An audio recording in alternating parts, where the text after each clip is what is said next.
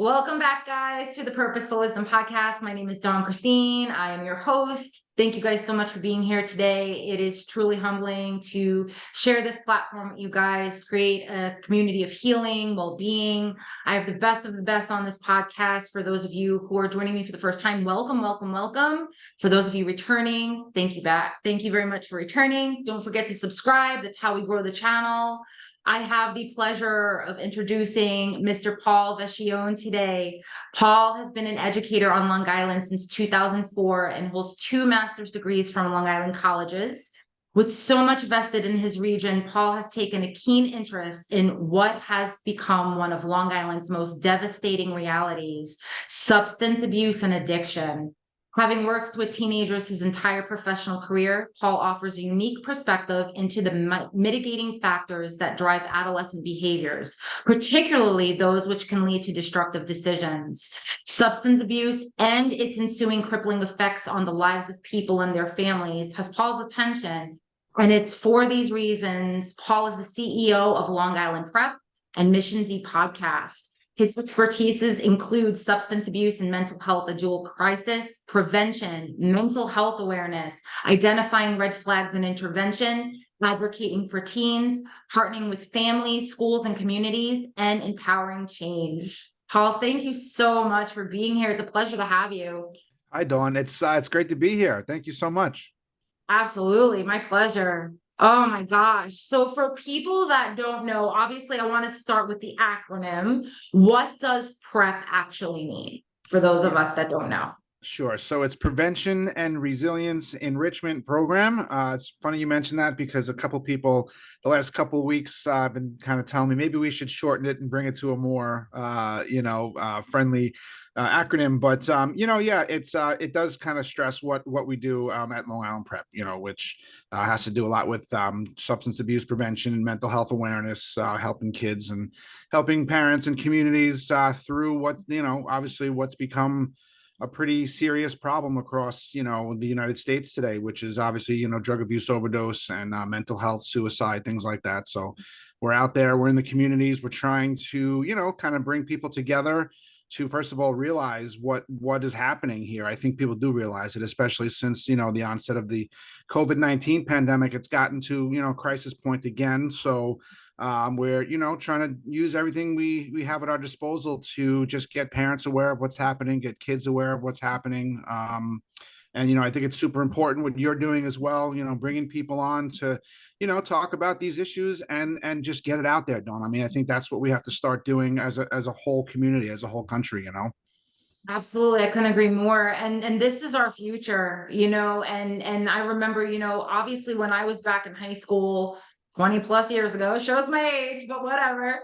We didn't have things like this. We didn't have, advocates standing up for us. We were trying to figure out our lives in high school, in college, trying to navigate life and not aware of our own mental health, of how we're going to handle life. We were taught school subjects and out you go. Good luck with the world, and now I feel like people are completely aware of what is actually going on and how important mental health is, and not only for adults but for our youth, to set them up for success, Yeah, to give our youth a chance. sure. So I love the fact that you're doing this and we're getting the message out. Well, thank you. And I tell you what, the one word I would add to all of that is finally. We're finally, Yes. changing the conversation. We're finally, coming to the realization here that we've got some things going on across the country that we need to pay attention to. And I couldn't agree with you more. I mean, I'm out of high school, let's see, about 25 years now or so. And there were some ancillary things. We had a pretty robust curriculum and like health class and things like that. I think DARE was still around at that point, but yeah, I mean we've kind of turned the corner here and kind of come to the conclusion that listen, we need to partner teachers and educators and communities and moms and dads and kids, coaches. I mean, everybody who's involved in a child's life needs to have some kind of idea about what's happening, because it's going to be those people who obviously who help them out the most. So. Absolutely. And then, unfortunately, there are families out there that, you don't, as a child, as a young adult, as a teenager, they don't have the structure at home. So, being an advocate and in another way, a teacher, a friend, understanding and seeing the signs, you hold the future for that child. Like if there is no support at home. So I love the fact that there are other outlets for children, for young adults to go to and get the help that they deserve. Right. So I'm Absolutely. curious, there's definitely some trends. I mean, and let's go to our times. I'm an 80s baby, so we're talking 20 plus years ago. What have you noticed that's changed in the last 20 years with our youth? What have you noticed? Oh, that's such a loaded question, but I'm really glad that you brought that up. Listen, I've been immersed in the teenage population for about 20, about no, I was gonna say about 20, 21 years. For now, by now, and I think that coming off of when we were kids versus today, there's a whole slew of things I think that are contributing to some of the issues that they're encountering. But a lot of things like social media, the kind of breakdown of the family's structure to some degree, I think has something to do with it. The distrust, especially today, and things like government, and society in general. I think kids are exposed to a lot today. They're exposed to a lot of information at a very fast pace. There's a lot of things happening around them, that they really have a hard time grasping at, in real time. So I think, but the biggest thing I think is that kids today feel this. It's different from when we were younger, but I think kids feel this sense of entitlement, and I don't mean that in a negative way. I think that society has kind of morphed the way we kind of approach our kids these days to give them what they want, to be able to let them have everything that they want because they live in a society where there's everything available to them. Right. So, and again, that's not necessarily a negative. I mean, I have three kids, and of course all I want to do is give my kids what they want. But the way we grew up, I think especially my parents, I mean, we were taught to work for everything and work for everything that we want, right? I mean, it was always, that was the mindset. And I think that's changed today because of what's out there. And kids have a lot of things going on around them that they really have to grasp in real time, and that's a really difficult task with them sometimes. I couldn't agree more, and to the point you made about social media, I remember when I was in high school, pager, have a cell phone, you know what I'm saying? So even in that aspect of looking at this, we didn't have access to the world. Mm-hmm. Mm-hmm. News, whether you were right or left, I don't care, it doesn't matter, but all these things just flooding your brain all at once. We were in school, we had a pager, we had to decode the little Yep. numbers to make a sentence.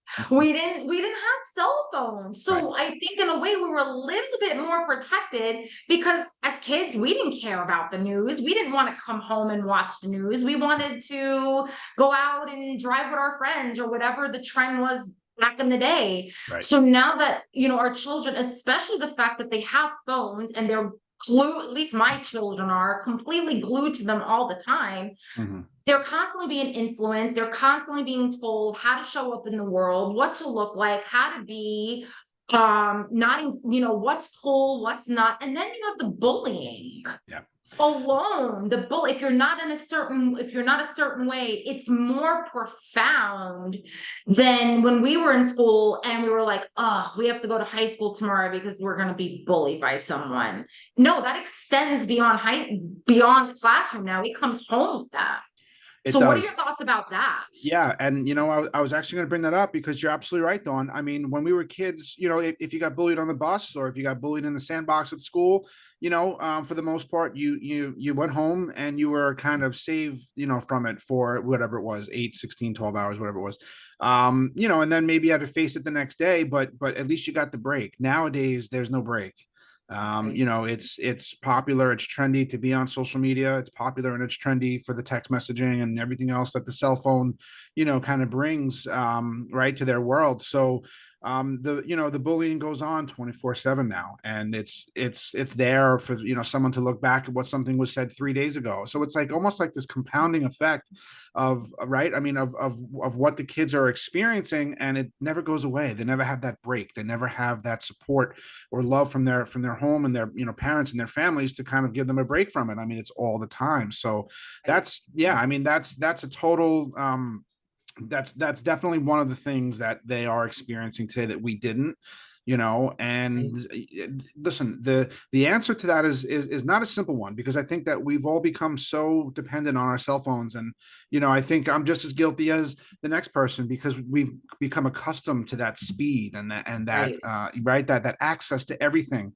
So I mean, I think it's just going to take a lot of information, a lot of education, a lot of awareness to get kids and parents on the same page to kind of figure out the best way to let social media be a part of our lives, because it's going to be. The cell phones are going to be a part of our lives because they're going to be. So let's figure out a way to make that harm reduction, the least amount of harm associated with them as we can. Absolutely. And I think it comes down to balance. That's what everything in life, because, and that's hard too, because you have mom and dad or whoever, whatever parental figure, they're busy, they're working, they need their phone. And of course, monkey see, monkey do. If the Mhm. child, if you're off working and okay, well, what is the child going to do? Child's going to be on YouTube, child's going to be on TikTok, all these other platforms, like to entertain them. And, it's not, hey, let's go read a book or go outside, like go outside and get some fresh air and some sun and some vitamin D and crawl up a tree. It's not like that anymore. So do you feel that these are some of the challenges that kids today are facing? The fact that there is no balance and there is no separating themselves from the technology? No doubt. And it's funny because as a parent, and my wife's a teacher, I'm a teacher, you would think that we've got the home life down, structured 100%.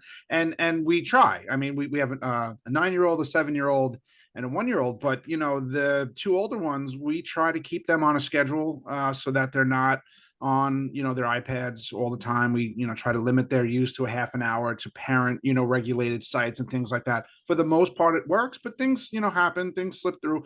So there's an immense challenge there to have parents kind of buy into what needs to be done, and it's influencing them, it's influencing our kids. So yeah, I mean, it's a pretty difficult task to to kind of battle, but it's one that we need to do. I think that we all have to recognize the detrimental effects that social media use and cell phone use have on our kids and our parents as well. So it's something that we need to pay attention to, and really kind of bring awareness to, because once we do that, we can start to kind of repair what's been done here.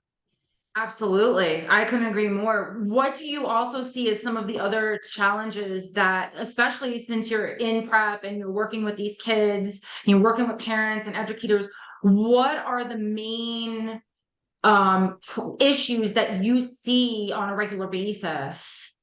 Yeah, so I mean, obviously, like we were saying, this, the social media with the and the cell phones and things like that. I think that mental health has really become mainstreamed these days, which is a good thing. Yes. Yeah, I mean, especially since COVID. I mean, I bring that up because we were locked down for those first few months. Kids were out of school, and you can argue politically, like right or left, whether that was right or wrong. But the purposes, or excuse me, the point is that they were out of school and they weren't around their friends, and they were they fell behind in their academics, and it's the third year out, and we're still seeing how that is manifesting, and how that's really impacted them. So I would say the mental health aspect of all of that, and the fact that kids are just doing things these days a lot sooner than we did when we were younger, and you hear it all the time. When I was a kid, when I was your age, blah, blah, blah. Well, it's true. I mean, the kids are, what was happening in high school now is happening in middle school.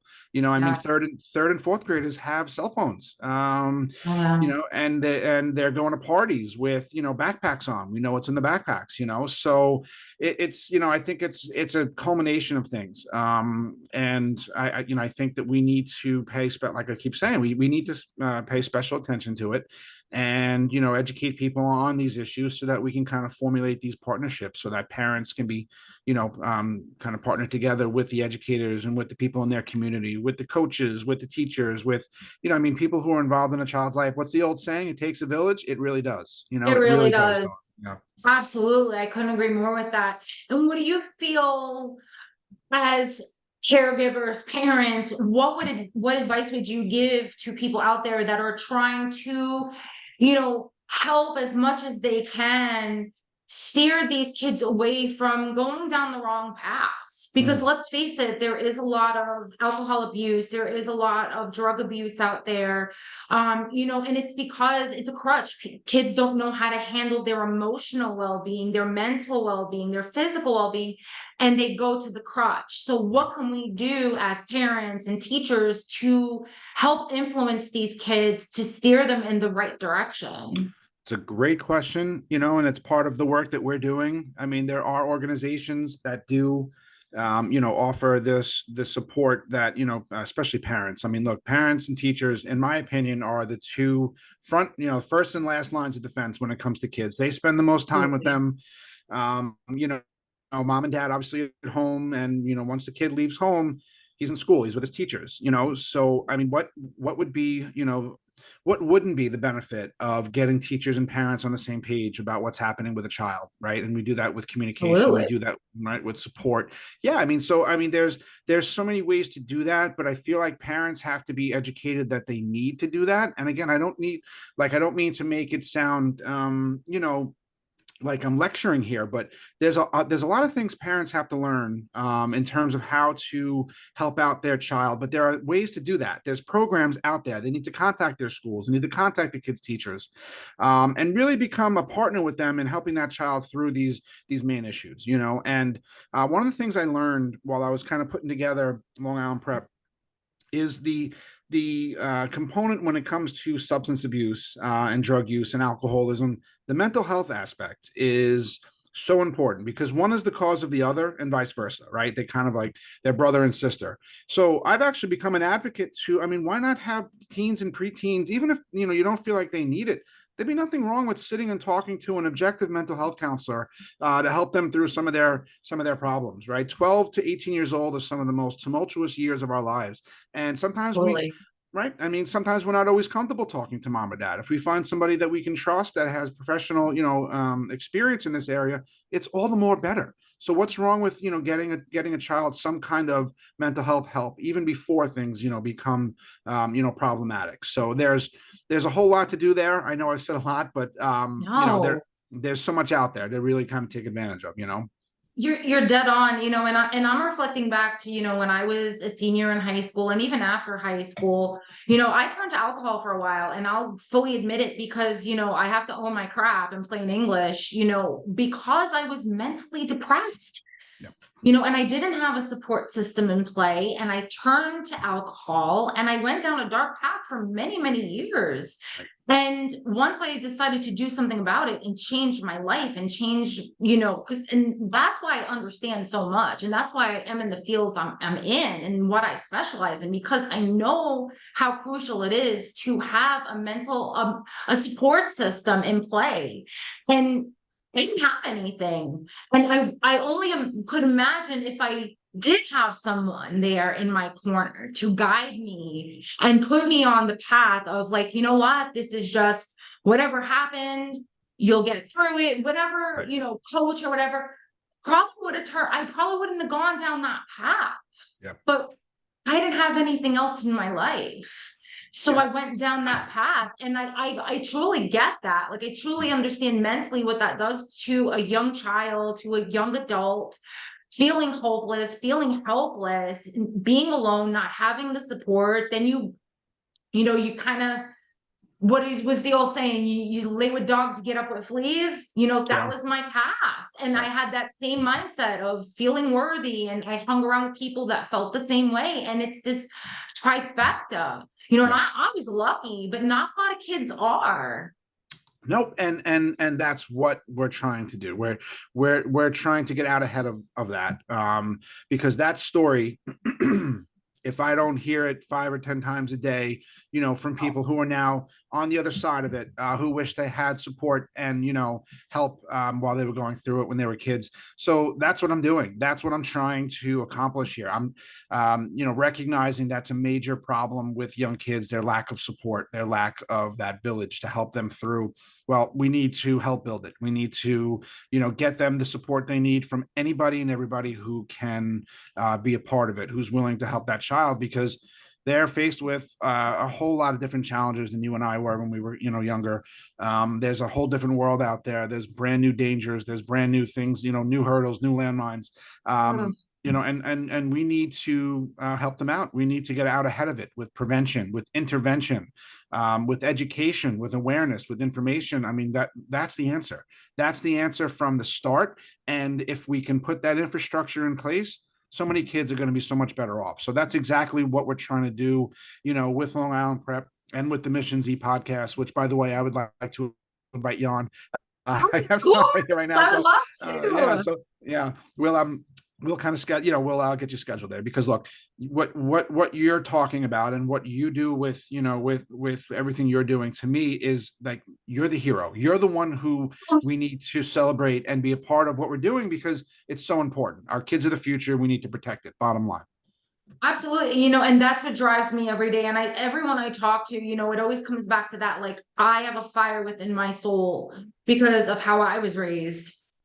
Now that I'm a mom, I learned what not to do. Mhm. And mental health is the utmost importance to me in my children. Like, obviously protecting them, emotionally, mentally, it is such a priority to me. I always ask them, how are you feeling today?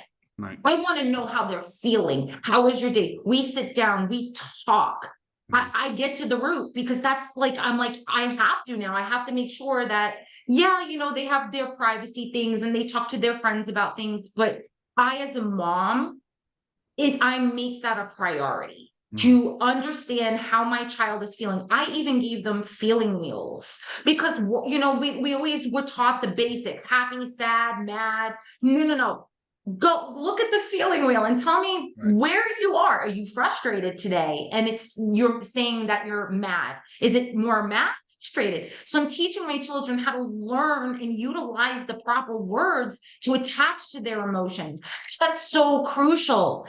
And when you're not up here and you don't have clarity up here, nothing else will flow. Right. And I just know, as their mom and as a victim of what I went through as a child, I don't want to put my kids through that. I have to break that generational cycle. And I did. Right. To save my kids and to give them the chance to develop and grow in the best way possible. And, I truly feel, if there was one thing if I would change anything in this world, it would be to implement programs like yours, Paul, in every single school across the world, because it is so crucial, because not everyone is blessed with a support system, and then there's those kids out there that are lost, and those are the kids we need to help. Yeah, I know. And what you said, it's so primitive, but it's so true. Talking, communication with your kids is one of the workshops we do discusses the importance of, just having meals with your kids. No phones, no television, no iPads. Put everything away, and for 25 minutes, let's sit down and have a meal together and just talk. How was your day? How are you feeling? Because what parents will notice is, like, that interruption-free, confrontation-free conversation is going to reveal a lot about what your child is experiencing and what your child is going through. And when you're aware of it, then all of a sudden your antennas are up. Then you know how to, address it. You know how to deal with it. You know how to help them. Like you said, I mean, kids are there's so many kids that don't have that support system. So, kind of bringing people together to, provide that for them. A lot of kids go to school, and school is their safe place. School is where they eat. School is where they eat meals. I mean, so, to have the two entities between home and school working together for that child, to me, I mean, is just a no-brainer. So we really need to get to work on that. That's what we're trying to do. That's what we're trying to advocate for, because really, at the end of the day, who are we trying to help? We're trying to help the ones who need it the most, and that's our kids. So. Absolutely. And how could people, obviously, I'll put all your contact information in the description box. But if there are other advocates out there in other states, not just Long Island, could they come on board and help this mission and spread the word? How can people reach you? Sure, Dawn. So we're always looking for professionals in in the field because right now we're kind of focused, we're centered on Long Island, but we are expanding across the country. We're looking to get wherever we can, whenever we can, because kids everywhere need help, right? So I think the best way to reach me, obviously, you can go to our website, www.longislandprep.org. You can also hit me on any of my social media tags. I'm on Facebook, I'm on Instagram, LinkedIn, but if you want to reach me directly, you can definitely email me, which is just p.vecchione at longislandprep.org. So p.vecchione at longislandprep.org. That's probably the best way to reach me. So Awesome. Awesome. Well, I can't thank you enough for this. Seriously, I hope this episode blows up, honestly, because we need to come together and help our youth. It's inevitable. They're our future and they deserve a fighting chance. And now that there is this awareness, we all know how crucial mental health is. It's time to get on board and teach our children the importance of this and for us to come together and give our kids a fighting chance here. So thank you so much. Dawn, it's my pleasure. I love what you're doing. Thank you so much for coming on and giving me a chance to speak about what we do, because like you said, it's super important work, and all of us need to partner up here for our kids. So let's keep on doing the mission here. We'll stay in touch, and Dawn, I definitely want to have you on the Mission Z podcast, so we'll get that Oh, scheduled too. I would love that. Thank you All so much. right, Absolutely. Guys, definitely. thank you so much for your time today. Thank you so much. Don't forget to like, share, subscribe, spread this message. Let's help heal our children. Get involved. Contact Paul. You guys would be doing a great thing, not only for you guys, but for your kids, for your friends' kids. Let's get this video viral so this way we can help our kids out. I will see you next time on the Purposeful Wisdom podcast, you guys. Thank you so much for being here, and you guys have a great one. Take care.